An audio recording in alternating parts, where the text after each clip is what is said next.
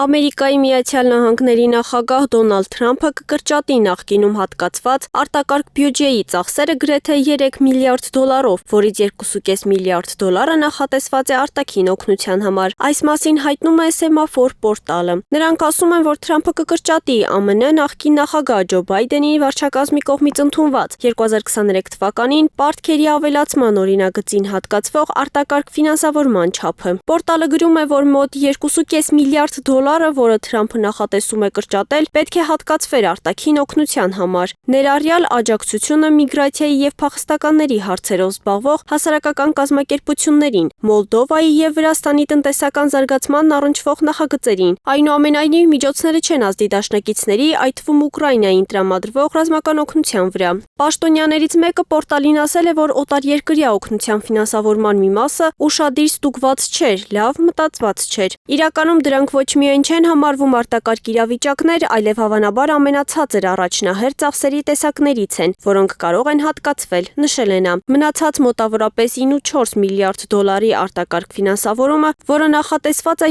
2023 թվականի օրենքով, կմնա անձեռմխելի, գրել է Semafor-ը։